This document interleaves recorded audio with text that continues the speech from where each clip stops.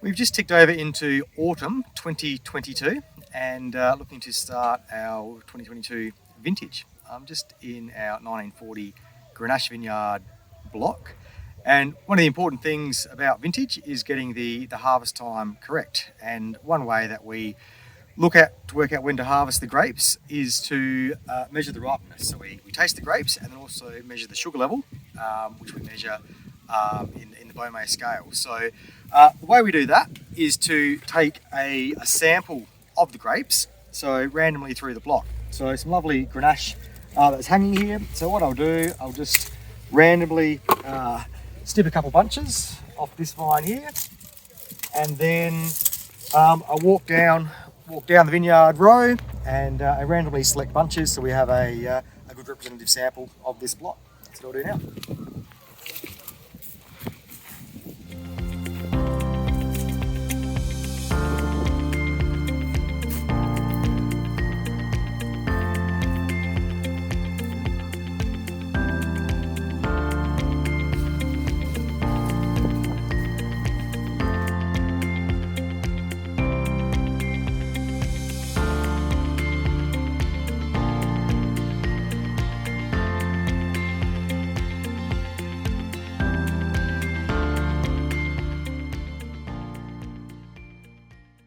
So we've got a representative sample from the vineyard across the block, and now we need to crush these grapes up to get an indication of the sugar level. So it is an extremely sophisticated method of pressing these grapes for this sample. Just hands. So nice and juicy at the moment.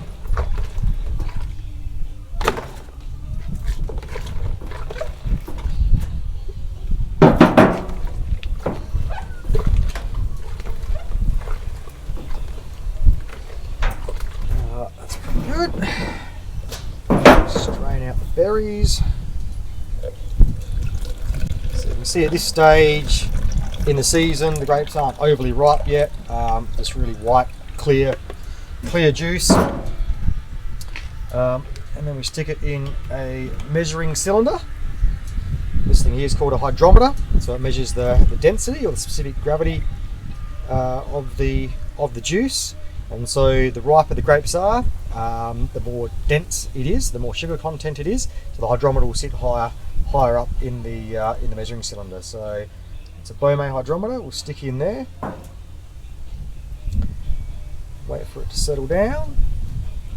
And these grapes are about 9.8 Baumé. So for dry red Grenache, so say for our Clary's GSM, we're looking at around about 13.5 to 14.5 Baumé in terms of ripeness, and then for making our Rosina Rosé for the Grenache, we're looking at around about 12 to 12.5 Baumé of sugar level. So, but of course, sugar is only an indication of the ripeness.